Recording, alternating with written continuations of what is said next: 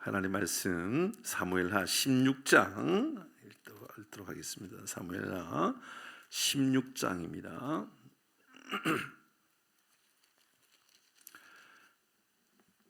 15절에서 23절 말씀입니다.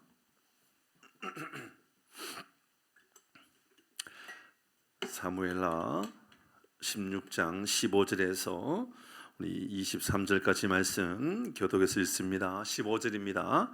압살롬과 모든 이스라엘 백성들이 예루살렘에 이르고 아히도벨도 그와 함께 이른지라. 다윗의 친구 아렉 사람 후세가 압살롬에게 나갈 때에 그에게 말하기를 왕이여 만세, 왕이여 만세. 여기 이 말씀 때문에 이거 오늘 정했나요? 아니죠. 그럼 큰일 나거든요. 왜냐하면 이거는 압살롬을 향하여서 후세가 만세하고 있는 거거든요. 다윗을 향하여 하나님을 향하여 한 게 아니고 압살롬을 향하여 왕이여 만세 만세 만세 하고 있는 거기 때문에 이것 보고 왕께 만세하면 큰일 나. 17절입니다. 제가 읽겠습니다. 압살롬이 후세에게 이르되 이것이 내가 친구를 후대하는 것이냐? 네가 어찌하여 내 친구와 함께 가지 아니하였느냐 하니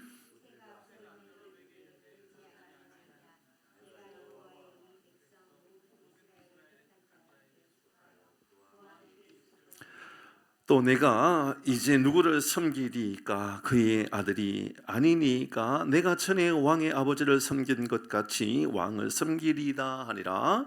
압살롬이 아히도벨에게 이르되 너는 어떻게 행할 계략을 우리에게 아히도벨이 압살롬에게 이르되 왕의 아버지가 남겨두어 후궁을 지키게 한 후궁들과 더불어 동침하소서. 그리하면 왕께서 왕의 아버지가 미워하는 바 됨을 온 이스라엘이 들으리니 왕과 함께 있는 모든 사람의 힘이 더욱 강하여지리이다 하니라. 이에 사람들이 압살롬과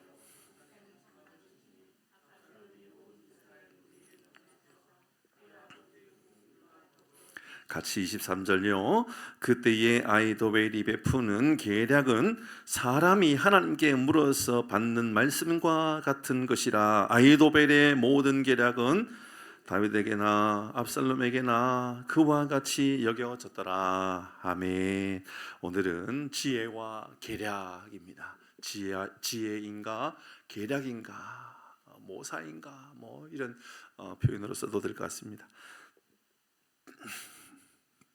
오늘 말씀에 보면 우리가 이제 다윗 이야기일 수도 있고 또 압살롬의 이야기일 수 있지만 이제 이 한때는 이제 이 다윗, 그러나 지금은 다윗이 아니라 압살롬의 편에 있는 두 사람. 그러니까 오늘은 압살롬의 편에 서 있는 다윗의 아들 압살롬의 편에 서 있는 두 사람, 후세라는 사람과 아히도벨이라고 하는 사람을 우리가 한번 생각해 보려고 그럽니다. 우리가 계속해서 말씀을 묵상하고 있지만 이 말씀은 지금 이제 다윗이 도망갔습니다. 도망가가지고 이제 도망가 있을 때에 이 압살롬이 왕의 모습, 압살롬이 지금 왕처럼 행동하고 있는 그런 모습을 계속 보여주는 거예요. 왕이 아닌데 왕의 모습을 보여주고 있을 그때입니다. 그때 오늘 본문의 말씀에 보니까, 여러분 오늘 본문의 말씀이 아니라 이전에 우리가 지난주에 읽었던 말씀인데요, 사무엘하 15장 37절의 말씀에 보면 오늘의 본문과 똑같은 표현을 하고 있어요. 같이 읽어봅니다. 37절입니다. 시작. 다윗의 친구 후세가 됐습니다. 후세를 성경은 뭐라고 표현하고 있어요? 다윗의 친구. 중요한 표현입니다. 저는 여러분에게 영적인 친구가 있기를 바랍니다. 은지쌤은 저에게 영적인 친구가 돼야 돼요. 진짜예요. 여러분, 다윗에게 있어서 후세가 친구가 될 수 있어요? 아니지요. 그럴 수가 없는 거예요. 근데 성경은 그렇게 표현하고 있단 말입니다. 여러분, 그런 의미에서 저에게는, 우리 원로 장로님도 저에게는 영적인 의미로 보면요, 영적인 친구와 같은 관계를 맺고 있어야 된다, 그 말입니다. 그건 이상한 게 아니에요. 여러분 모두가 마찬가지인 거예요. 이곳에 있는 김경란 권사님도 서무인 권사님도 다 영적인 저에게는 친구와 같은 관계에 있어야 되는 거예요. 여러분, 어떤 의미에 있어서 이제 어떤 의미에서 있어서가 아니라 이제 이 혈육 관계로 본다 그러면 이제 은주 선생님은 우리 할머니하고의 관계는 그냥 할머니하고의 관계잖아요. 근데 영적인 관계로 보면 친구와 같은 관계. 그런 관계가 있느냐를 묻는 거예요. 그래서 37절의 말씀을 잘 보셔야 돼요. 다윗의 친구 후세가, 이 말은 그냥 단순히 친구의 이야기가 아니에요. 친구가 될 수 없는데 친구라고 표현하고 있는 거예요. 그게 사무엘하 15장 이야기죠. 근데요, 오늘 본문의 말씀을 보세요. 오늘의 본문의 말씀 16절 말씀을 또 보도록 합니다. 오늘 본문의 말씀 16절입니다. 다시 봅니다. 오늘 본문 16절 좀 띄워주실래요? 오늘 본문 16절 말씀에 보니까 다윗의 친구 아렉 사람 후세가 다시 이야기하고 있죠. 그러니까 지금 다윗의 친구 아렉 사람 후세가 같은 사람인데 다시 또 후세에 대하여 친구라고 이야기하고 있죠. 그 말은 지금 배반했다 배반하지 않았다라는 말을 하고 있는 걸까요? 배반하지 않은 이야기를 하는 거예요. 그러니까 이 말씀을 잘 이해를 못하면 이상하게 흘러갈 수 있는 거예요. 자, 15장 오늘 이따가 이제 이 15장 34절 이후의 말씀을 이따가 좀 이따 볼 거고요. 자, 15절 오늘 보면 조금 전에 15절 읽었는데요. 16절 읽었는데 16절 말씀을 읽었는데 다 계속 한번 보도록 하죠. 압살롬에게 나갈 때에 그에게 말하기를 왕이여 만세, 왕이여 만세하니, 지금 압살롬한테 가가지고 왕이여 만세 만세. 그런데 앞부분에 보니까는 압살롬한테 가가지고 왕이여 만세라고 말하는 그 사람이 지금 다윗의 친구라고 이야기하고 있잖아요. 그러니까는 이렇게 표현하면 된다 안 된다? 안 된다. 절대로 안 되는 거죠. 그러면 이 말이 뭐냐예요. 이 말은 굉장히 지금 우리에게 아주 중요한 것을 말하고 있습니다. 사무엘하 15장 34절의 말씀을 보십시오. 어떻게 이야기하고 있는지를 보도록 합니다. 사무엘하 15장 34절 같이 읽어봅니다. 시작. 그러나 내가 만일 성읍으로 돌아가서 압살롬에게 말하기를 왕이여 내가 왕의 종이니이다. 전에는 내가 왕의 아버지의 종이었더니 이제는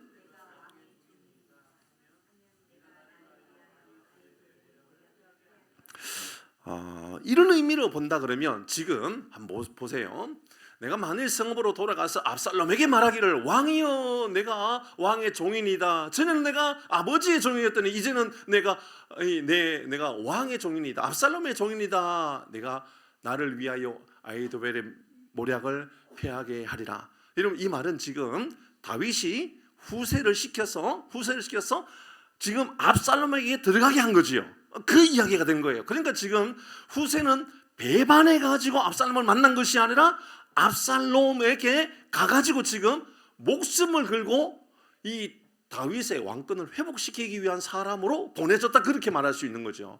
그러니까 오늘 본문에 이야기하고 있는 16절의 말씀, 15장에서 말하고 있었던 다윗의 친구 후세 이렇게 말하고 있는 것을 보면 후세는 지금 목숨 걸고 왕의 왕권을 회복하기 위하여 내가 그 자리의 역할을 감당하겠다, 목숨을 걸고 있겠다, 그 말이죠. 영적인 친구의 관계 어떨까요? 우리는 어떤 관계를 맺고 있을까요?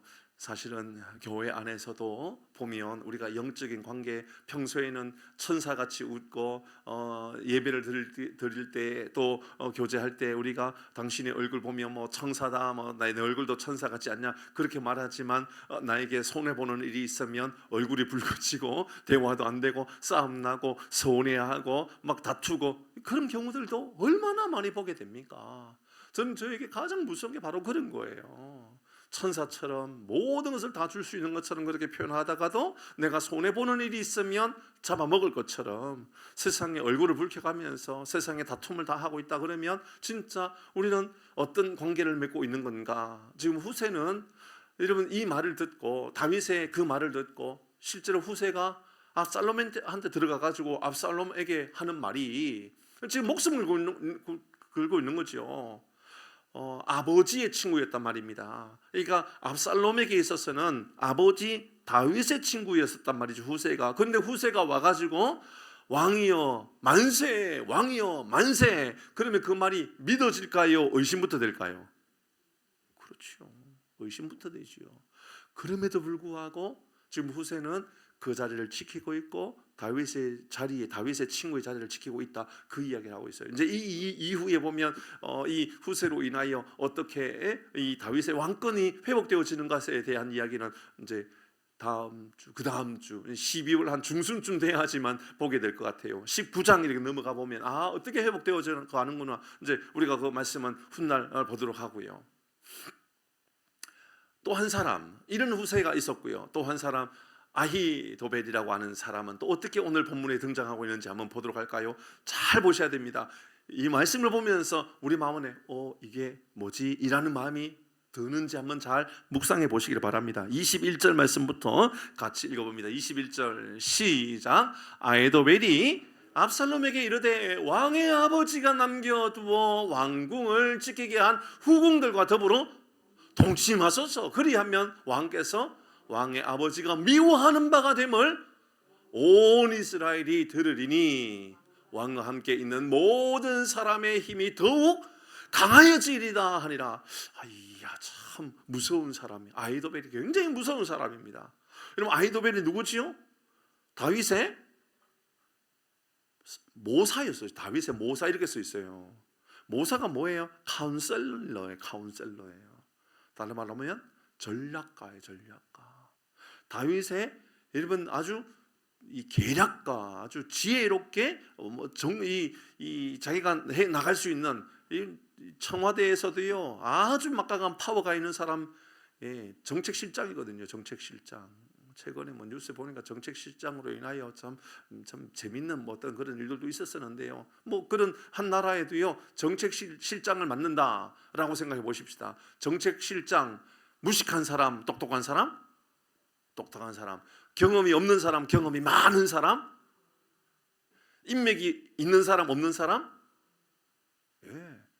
여러분, 이 아히도벨은 어떤 사람인지 한눈에 볼 수 있는 이야기예요. 아히도벨의 말은요 천하를 호령할 수 있는 말을 갖고 있는 사람이 바로 아히도벨이에요. 아히도벨이 압살롬한테 하는 말, 그러니까 아히도벨은 원래 아버지 다윗을 위하여 모든 지혜를 가르쳐주고 정책을 세워주고 이 모사를 해주면서 그 길을 안내해 주었던 사람이 아히도벨이에요. 근데 지금 이제 압살롬에게 도움을 주고 있어요. 어떻게 도움을 주고 있느냐 하면 무섭습니다. 아버지가 남겨두었던 왕의 후궁들이 있지 않습니까? 그들과 더불어 동침하십시오. 그 아버지의 후궁을 아들이 동침한다. 그건 돌에 맞아 죽을 짓을 하는 거예요. 맞죠? 돌에 맞아 죽여야 될 짓을 하는 거예요 지금.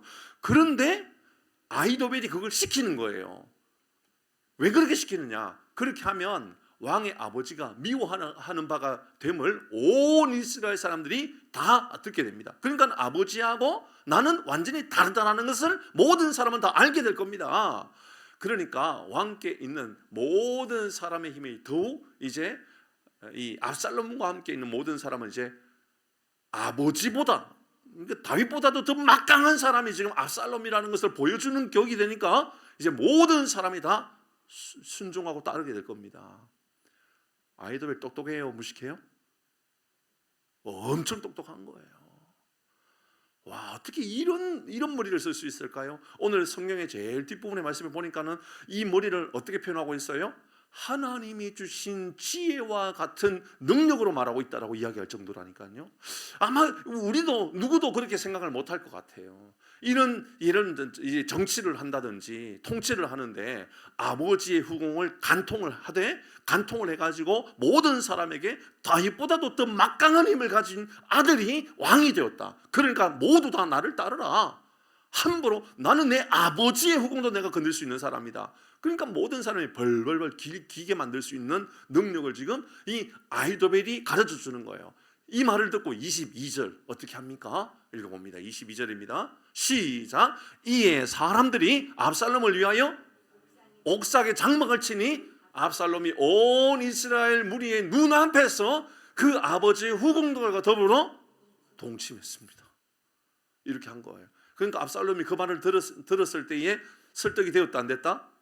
됐다. 한 번에 바로 설득된 거예요. 그러니까 압살롬이 그대로 시키는 대로 한 거예요. 근데 이미 보세요. 그 말을 들었던 사람들이요 벌벌벌 기면서 압살롬을 위하여 어떻게 하느냐 하면 눈에 잘 보이도록 옥상에 장막을 치는 거예요. 그 옥상에 장막을 치고 다른 사람 보는 앞에서 이 후궁들과 동침하는 것을 보여주는 거예요. 그러니까 너희들 한 번 나한테 걸리면 다 죽어. 이 말을 이렇게 한 번에 다 끝내버린 거예요. 얼마나 대단합니까? 23절입니다. 23절 여기에 대해서 오늘 본문의 말씀 마지막 부분에 이렇게 표현했습니다. 시작. 그때 아히도벨이 베푸는 계략은 사람이 하나님께 물어서 받은 말씀과 같은 것이라. 와, 무섭지 않아요? 하나님께 받은 말씀과 같은 지혜로 아히도벨이 지금 압살롬에게 가르쳐 준 거예요. 아히도벨의 모든 계략은 다윗에게나 압살롬에게나 그와 같이 여겨졌더라. 압살롬에게 했던 말이나 다윗에게 했던 말이나 그의 계략은요, 그의 지혜는요, 그의 이 모사는요, 상상을 초월하는 엄청난 지혜를 가지고 있었다라는 것을 알려줍니다. 그럼 오늘 이 본문이 우리에게 주는 교훈은 어떤 걸까요? 여러 가지 참 많은 교훈을 오늘 본문의 말씀이 저에게는 주었어요. 한 세 가지 정도만 좀 나누어서 생각해 보려고 합니다. 오늘 16절의 말씀을 다시 한번 읽어보도록 하십시다. 16절 시작. 다윗의 친구 아렉 사람 후세가 압살롬에게 나아갈 때에 그에게 말하기를 왕이여 만세 왕이여 만세 하니. 20절입니다. 시작. 압살롬이 아히도벨에게 이르되 너는 어떻게 행할 계략을 우리에게 가르치라 하니. 아멘. 두 사람 이야기, 하나는 후세의 이야기, 하나는 아히도벨의 이야기예요. 근데 완전히 다른 이야기를 하고 있죠. 오늘 저는 이 말씀을 보면서 우리는 하나님 앞에 그리고 하나님을 섬기는 일에 어떤 자세로 나가고 있는가를 보고 싶습니다. 목숨을 걸고 충성을 다하는 후세와 같이 믿음으로 그 자리를 지키고 또 섬기고 또 성도를 사랑하고 성도를 위해주고 성도의 마음을 헤아리려고 애를 쓰고 살아가는 그런 사람이 있는 반면에 순간의 영광을 얻고자 잘못된 방법까지도 제시해주고 죄를 짓는 자리까지도 인도해주는 그런 사람도 있을 수 있단 말입니다. 어떤 사람은 후세 같은 사람이 있고요, 어떤 사람은 아히도벨 같은 사람이 있다, 그 말입니다. 그게 우리일 수도 있고 우리 주변에 있는 사람일 수 있습니다. 후세와 같은 사람은요, 다윗의 명예에 충성을 다하는, 다윗의 명예, 다윗의 명령에 충성을 다하고 목숨을 다하여서 그 일을 지키고자 애를 쓰는 사람이 있습니다. 반면에 아히도벨은 계략가입니다. 전략가입니다. 모사입니다. 정책실장과 같은 사람입니다. 비서실장과 같은 사람입니다. 그런데 그는 압살롬을 위하는 것처럼 보이지만 실상은 압살롬을 위하는 것이 아니라 가장 압살롬을 위기에 빠뜨리는 사람이지요. 그렇지 않습니까? 여러분, 겉으로 볼 때는요, 가장 압살롬을 위하는 거 맞아요. 그러나 여러분, 큰 하나님의 나라의 입장에서 보십시다. 그러니까 압살롬이라고 하는 사람의 지금 순간 눈앞에 있는 그 상황을 보지 말고 압살롬이라고 하는 인생을 보십시다. 압살롬의 먼 미래를 보십시다. 이 사건은 여러분, 평생 앞으로 이제 아버지와의 관계가 해결되지 못하는 관계를 만들어버리는 거예요. 더 이상 이제는 아버지와 아들과의 관계가 풀 수 있는 길이 없어지는 그런 문제를 낳게 된다, 그 말입니다. 얼마나 지혜로웠어요. 얼마나 대단해요. 얼마나 그 계략이 대단한지 이 한 계략으로 모든 이스라엘 백성 사람들을 벌벌벌 떨면서 순종하게 만들었단 말입니다. 예, 그 말까지는 맞아요. 그런데요, 그 한 사건으로 인하여 실상 죄로 인하여 압살롬을 넘어지게 만드는 것이고, 그로 인하여 이제 이 원수를 맺게 하는 그런 계략이었다라는 것을 알려주는 것이지요. 공동체를 무너지게 하는 지혜라면 그 하나님이 주는 지혜가 아닙니다. 사람과의 관계를 무너지게 하는 지혜라면 그것은 하나님이 주신 지혜가 아니라 계략이고요, 그것은 어떻게 보면 영모와 같은 것이다 생각할 수가 있습니다. 하나님께서 주신 것이 아닙니다. 하나님께서 주신 힘으로 전쟁하게 하고, 하나님께서 주신 힘으로 다투고, 하나님께서 주신 힘으로 분열을 일으키고, 너는 누구 편이냐, 그럴 수가 없는 겁니다. 여러분, 교회에서, 교회 안에서 싸우는 사람들이 세상에 큰 논란거리가 될 때가 있는 거 알죠? 다시 쉽게 말씀드릴게요. 교회 안에서 싸우는 게 세상에 뉴스의 거리가 크게 되는 경우가 있다는 거 아시죠? 몰라요? 못 봤어요? 한 번도? 싸우다 오셨어요? 그런 경우, 여러분은 평생 좋은 교회만 다녀가지고 그죠? 싸우는 것 자체를 본 일이 없지요. 대답을 아무도 거기에 뭐 끄떡하든지 뭐 아니든 뭐 하면 좋겠는데요.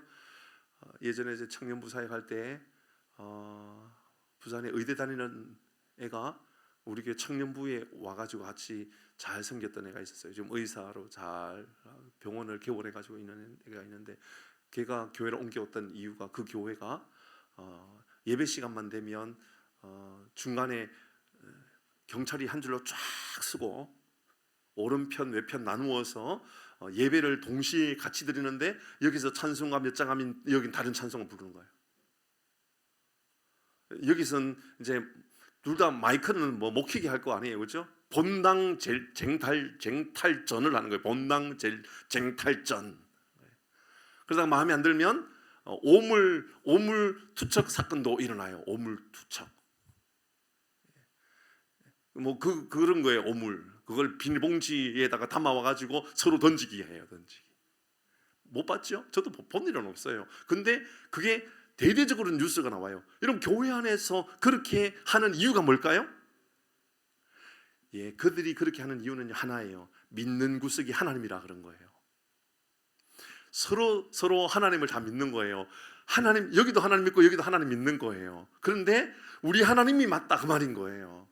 여러분, 잘 생각해 보십시다. 우리 하나님이 맞으면 싸우게 할까요? 하나 되게 할까요? 근데 왜 그렇게 싸우느냐 하면 우리 하나님은 맞고 너희 하나님은 틀렸다라고 말하기 때문에 그런 거예요. 그럼 뭐 그런 이야기들은 세상에 꽤나 많이 있어요. 여기저기 교회들 보면요, 왜 그렇게 심각하게 싸우고 분열을 일으키는지 몰라요. 여러분, 말 들어보면 틀린 말 하는 경우가 없어요. 다 맞는 말이에요. 맞는 말 하는데 다투게 해요. 맞는 말 하는데 분열을 일으켜요. 맞는 말 하는데 하나가 되지 않아요. 그건 하나님이 주시는 지혜가 아닌 거예요. 여러분, 아히도벨을 잘 보세요. 아히도벨은요, 하나님이 주신 것 같은 그러한 지혜를 가지고 있단 말이지요. 그게 다윗의 때나 압살롬의 때나 똑같다고요. 여러분, 오늘 성경 23절 그렇게 이야기했잖아요. 압살롬일 때나 다윗일 때나, 여러분, 이 아히도벨은 하나님이 주신, 하나님의 말씀을 주신 것 같은 지혜를 가지고 지금 이 이야기를 하고 전략을 세워주고 있다라고 이야기하고 있잖아요. 그런데 다윗이 있을 때는 위대한 통치의 능력을 가지고 있다가도 지금 압살롬 앞에서는 압살롬만 망하게 하는 것이 아니라 압살롬의 가족, 다윗의 가문을 망가뜨리게 하고 나라를 망가뜨리게 하고요, 관계를 망가뜨리게 한단 말이지요. 이건 하나님이 주셨다라고 볼 수가 없다 그 말입니다. 교회 안에 이 팀도 있고 저 팀도 있고, 목사님, 담임 목사님 팀, 원로 목사님 팀, 장로님 팀. 그래서 교회 안에도 막 분열이 나가지고 이 팀 저 팀 막 2팀 3팀 4팀까지 만들어져 가지고요, 절대로 하나가 되지 않는 그런 경우가 있어요. 도대체 어디서 온 걸까요? 성경은 우리에게 나는 게바라, 또 누구는 나는 바울파라, 나는 누구파다, 나는 누구파다. 고린도 교회가 가장 심각한 문제가 고린도전서 1장에 등장해요. 그러니까 고린도 교회를 향하여 바울이 간절한 마음을 가지고 말씀드렸잖아요. 고린도 교회를 바울이 갈 수밖에 없었고 고린도 교회를 생각할 때마다 펑펑 눈물이 날 수밖에 없었던 것은, 오늘날 이 시대의 교회를 본다 그러면 여러분, 고린도 시대의 교회는요, 지금 교회는 아무것도 아닐 정도로 고린도 시대는 심각했단 말이에요. 동성애뿐만 아니라 어머니를 범하는 그런 자녀의 재판의 문제라든지 이단의 문제라든지 교회 안에 가장 문제가 많았었는데, 그런데요, 가장 심각한 문제는요, 고린도 교회의 가장 심각한 문제는요, 분열의 문제였어요. 하나 되지는 못하는 문제였어요. 교회인데 근데 그들은 하나 되지 않았단 말이죠. 그래서 성경의 말씀에 보면 10절에 고린도 교회에 대해서 1장 10절에 이렇게 이야기합니다. 같이 읽어봅니다. 시작. 형제들아, 내가 우리 주 예수 그리스도 이름으로 너희를 권하노니 모두가 같은 말을 하고 너희 가운데 분쟁이 없이 같은 마음과 같은 뜻으로 온전히 합하라. 너희들 제발 좀 하나가 되라. 분쟁이 없어야지. 마음을 같이 해야지. 뜻을 같이 해야지. 온전히 연합을 이루어야지. 뭐가 다르지요? 다 같은 말입니다. 그런데 계속해서 반복해서 하는 말, 제발 너희들 싸우지 마. 왜 자꾸 분열을 일으키냐? 왜 싸우냐? 교회가 어떻게 싸울 수가 있냐? 11절 말씀 볼까요? 이렇게 이야기합니다. 시작. 네, 형제들아, 글로의 집 편으로 너희에 대한 말이 내게 들리니 곧 너희 가운데 분쟁이 있다. 그러니까 바울이 들었던 것은 고린도 교회가 너희들 너무 분쟁이 많다. 너희들 왜 그렇게 많이 싸우냐? 그래서 싸운 이유를 알아본 거예요. 들어보니 왜 싸웠는 줄 아세요? 예, 12절입니다. 12절 시작.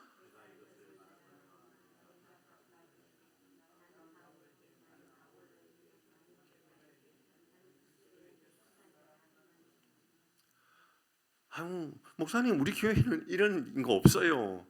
이런 거 있어요, 없어요? 다시요. 여러분 우리 교회는 목사님 저는 바울 파고요. 누구는 아볼로 파고요. 누구는 베드로 파고요. 누구는 그리스도에게 속했고요. 우리는 이런 거 없어요. 우리는 다 하나예요. 우리 교회는 어떤가요? 이런 거 있어요, 없어요? 없어요? 예, 없다 했어요. 있어요, 없어요? 없어요. 있죠? 없어요? 이제 대답은 하셨으니까 이제 들어보는 거예요. 김장합니다. 우리가 지금 김장해요.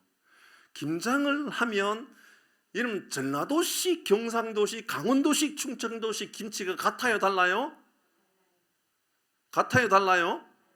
어느 맛에 맞추어서 해야 돼요? 그러면요. 자, 담임 목사는 경상도 사람입니다. 담임 목사는 경상도 사람이에요. 우리 장로님은 경기도 분이고요. 원로 장로님은 강원도 분이에요. 여러분 어느 식으로 맞추어서 김장을 해야 될까요? 서울식으로 해야 돼요? 담임 목사가 경상도 사람인데요. 경상도식으로 할까요? 제가 기준을 정해드릴게요. 전라도식으로 해야 됩니다. 왠지 아세요? 봉사부장이 전라도 분이기 때문에 그런 거예요. 봉사부장이 하자는 대로 해야 되는 거예요. 맞아요, 틀려요? 맞아요, 틀려요? 여기에 토를 달면 돼요, 안 돼요? 대답을 왜 안 해요? 이해하셨어요?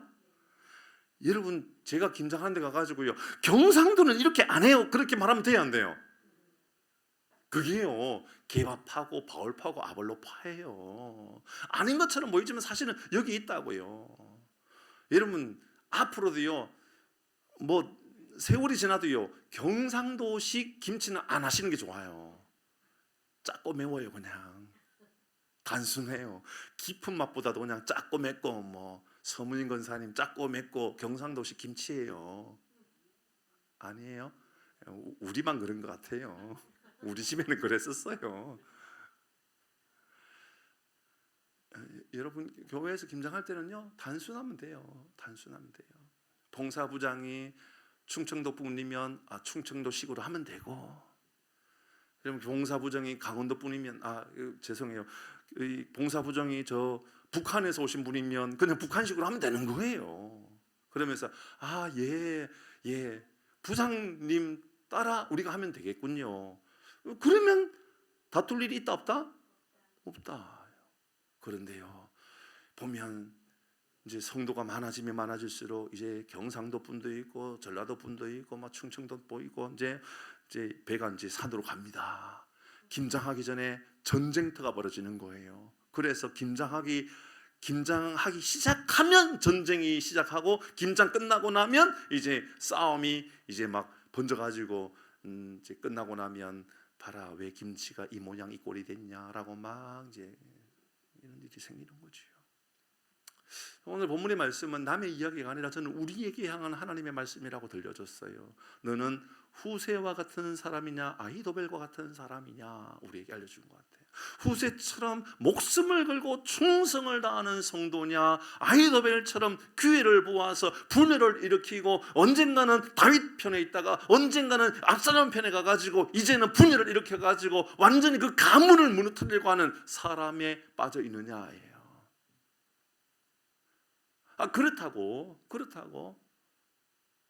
우리 김순자 권사님이 김순자 권사 마음대로 다들 조용해, 내 말대로 해야 돼, 그렇게 말하면서 아무도 다른 말 하지 말고 시키는 대로만 해, 그럴 권사님이 또 아니거든요. 제가 봤거든요. 조금 전에 보니까 소금이 조금 더 쳐야 될 때 있으면 조금 더 치면 되겠다, 요 정도면 되겠다, 보니까 굉장히 지혜롭게 하시거든요. 그러면 되는 거거든요. 앞으로도 우리 교회도 마찬가지인 거예요. 여러분 내년에도 사랑의 라면 할 텐데, 사랑의 라면은 어떤 라면을 해야 되죠? 무슨 라면을 해야 돼요? 사랑의 라면은 꼭 진라면을 해야 되나요? 아니거든요.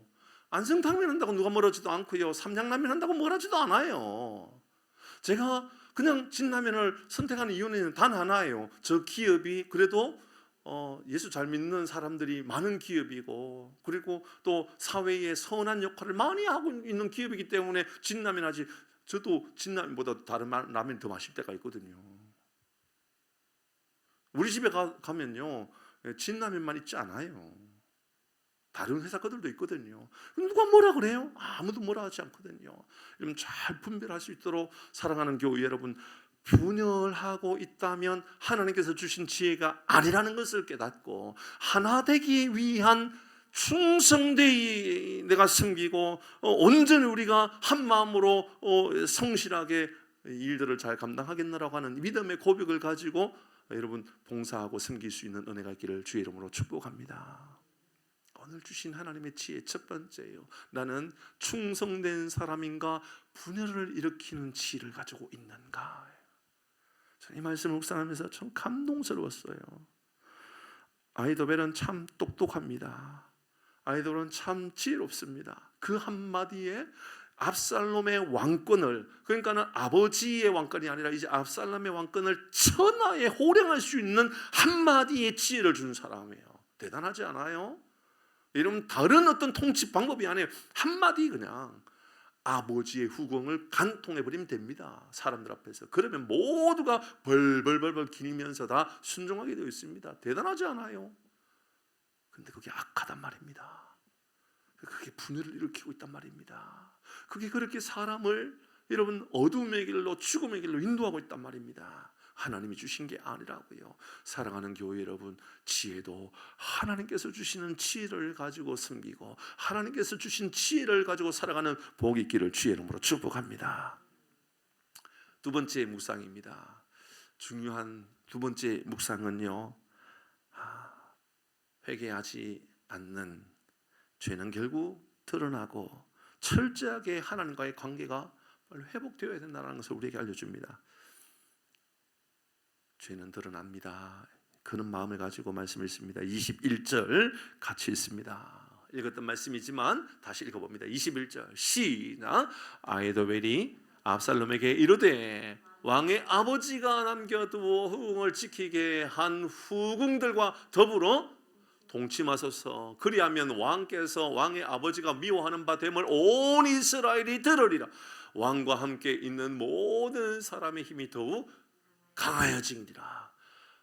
압살롬 왕이여, 압살롬 왕이여, 당신의 힘이 더욱 강력해질 것입니다. 이렇게 알려주었어요. 그렇죠? 어떻게 하면 22절입니다.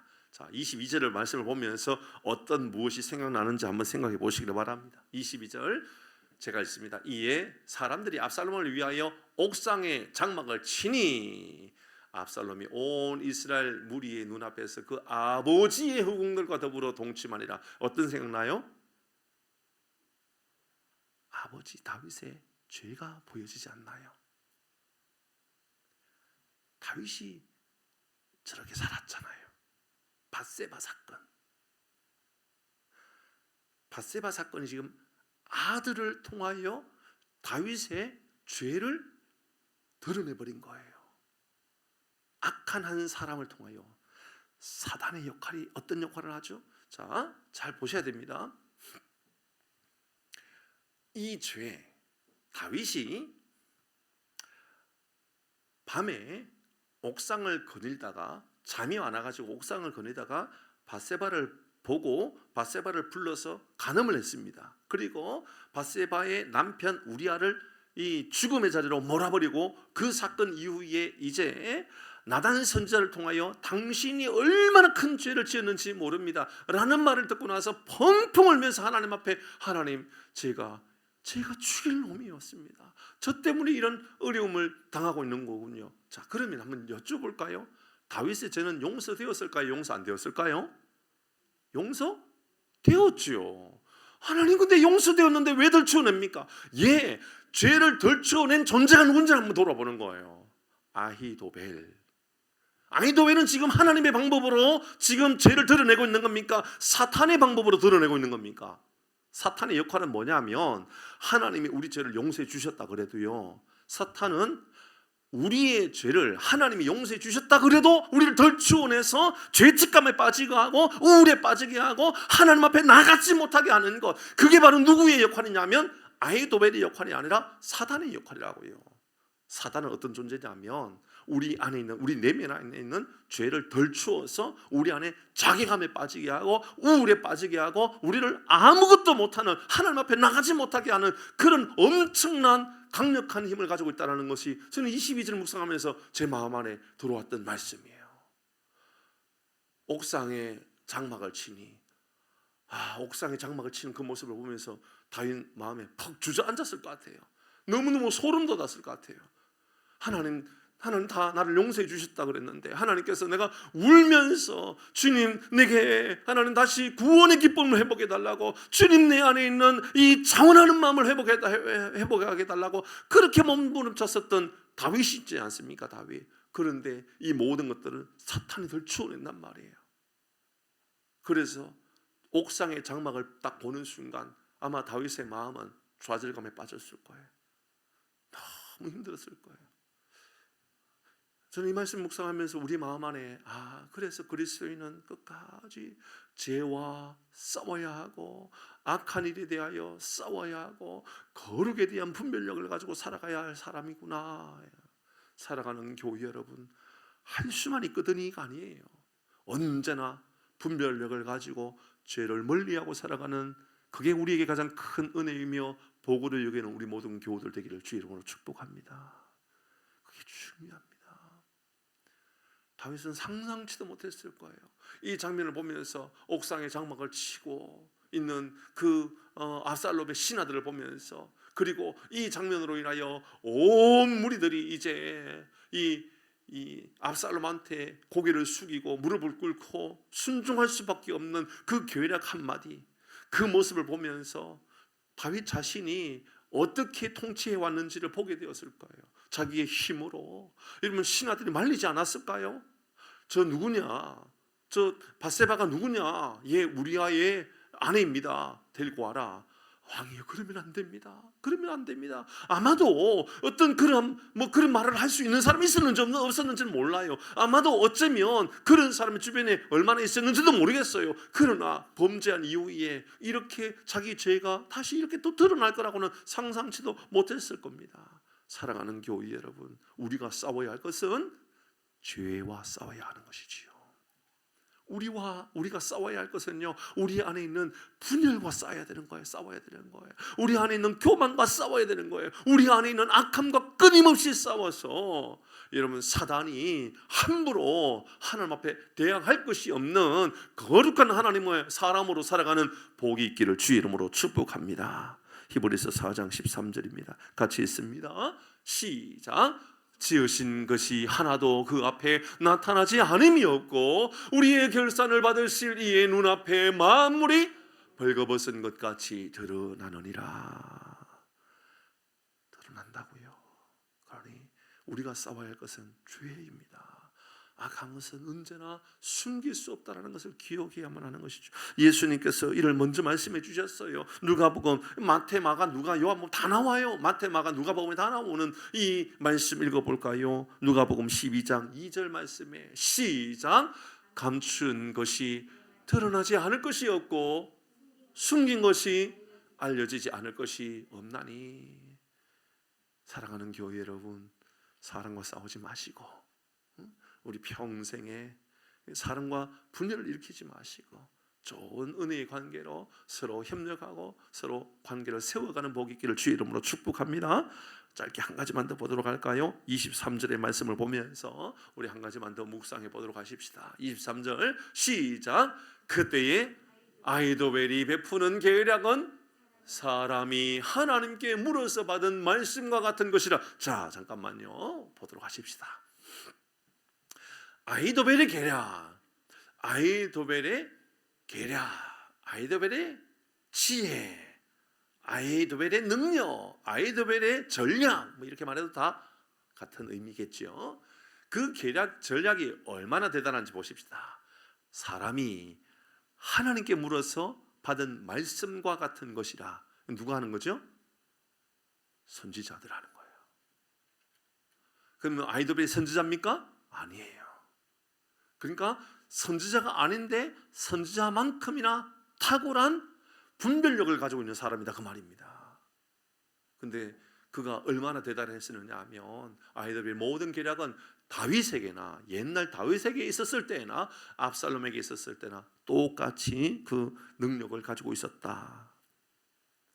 저는 이 말씀을 묵상하면서 아히도벨이 받은 것을 하나님께 물어받은 말씀과 같다라는 이 말씀 한마디에서 참 이것이 우상 숭배와 같은 것이 될 수 있겠구나라는 것을 알게 되었어요. 똑똑함이 때로는 우리에게는 우상이 될 수 있는 거예요. 왜 굳이 아히도벨의 계략을 향하여, 아히도벨의 지혜를 향하여, 아히도벨의 능력을 향하여 그가 가지고 있는 계략은 얼마나 대단했는지 그때 다윗에게 있을 때나 압살롬에게 있었을 때나 천하를 호령할 만한 지혜였다 이렇게 표현하지 않고 어떻게 표현했느냐 하면 하나님께 물어서 받은 말씀과 같았다라고 말했던 이유가 뭘까? 왜 하필이면 그의 계략, 그의 능력을 하나님께서 주신 것과 같은 것이라 여겼을까? 이것을 그의 가장 큰 우상 숭배로 여기고 있다는 것을 우리에게 알려주는 메시지지요. 그렇습니다. 우리는 우리의 경험이 우상 숭배가 될 수 있어요. 내가 해봤는데 그 말이 우리 모두가 그런 거예요. 김기경 집사님 김장 해보셨죠? 많이 해보셨죠?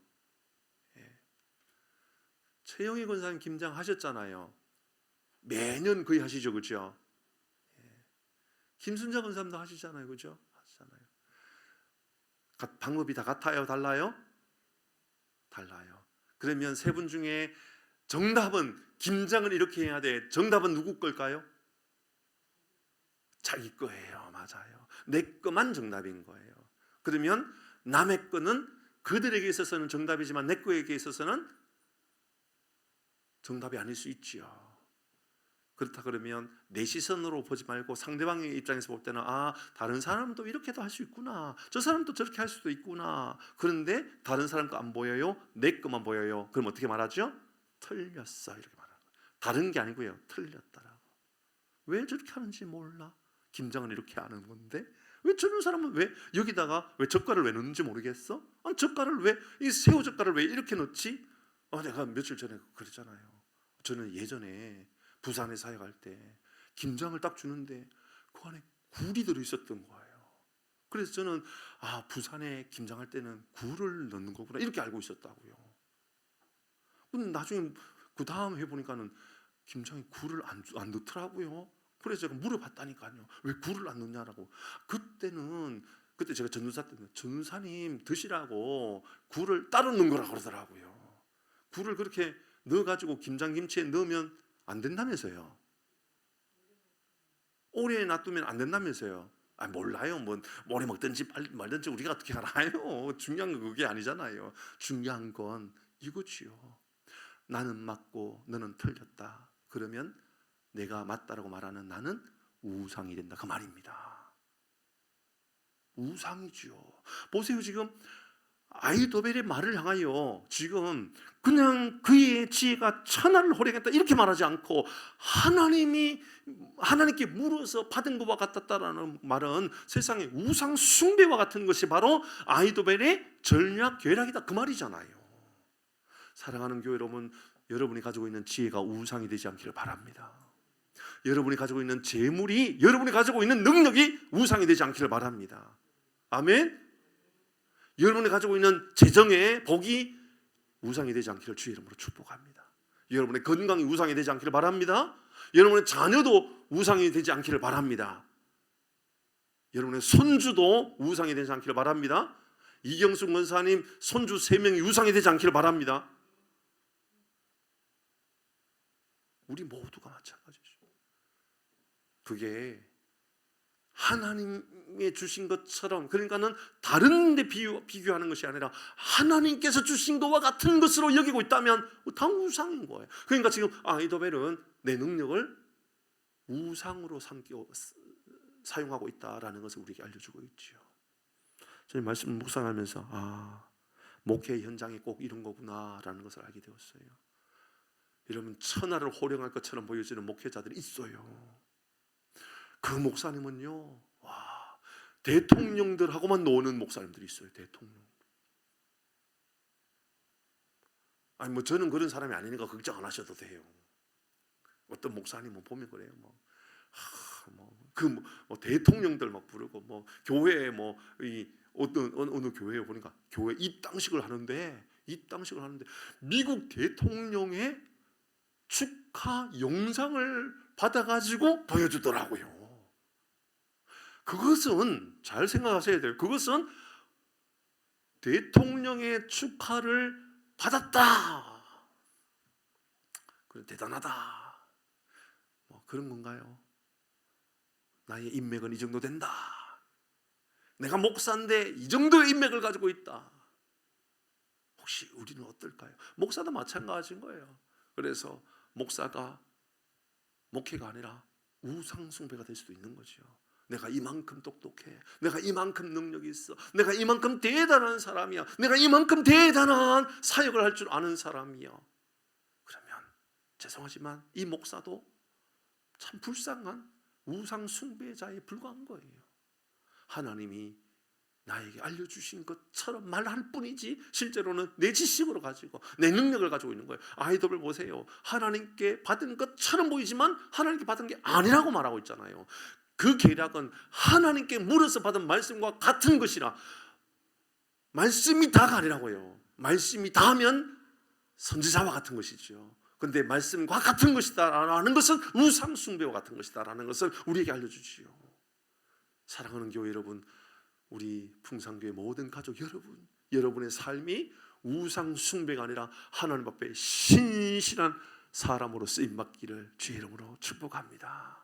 말씀을 마무리합니다. 오늘 3가지 교훈을 우리에게 알려주십니다. 하나는 하나님 앞에 우리는 후세와 같은 사람인가, 아이도벨과 같은 사람인가? 우리는 충성을 다하는, 목숨을 다해 충성을 다하는 하나님 앞에 후세와 같은 사람인가? 아니면 아이도벨과 같이 기회를 엿보고 분열을 일으키고 싸움을 일으키는 사람인가 돌아보는 거예요. 2번째, 죄를 무서워할 줄 알아야 되는 거예요. 악한 일을 무서워할 줄 알아야 되는 거예요. 왜냐하면 결국 드러나기 때문에 그래요. 비록 우리가 회개하고 하나님 앞에 용서를 받았다 할지라도 우리가 거룩한 삶을 살지 못하면, 삶이 우리가 추하고 삶이 악한 삶을 살아가면 결국은 우리의 죄가 다 드러난단 말이죠. 3번째, 우리 하나님 앞에 겸손하지 않으면 우리의 지혜는 우상이 되는 거예요. 우리가 가지고 있는 우리 능력도 다 우상이 되는 거예요. 하나님 앞에 신실하게, 존귀하게, 지혜롭게 쓰임받기를 주의 이름으로 축복합니다. 우리 같이 찬양하도록 하십시오.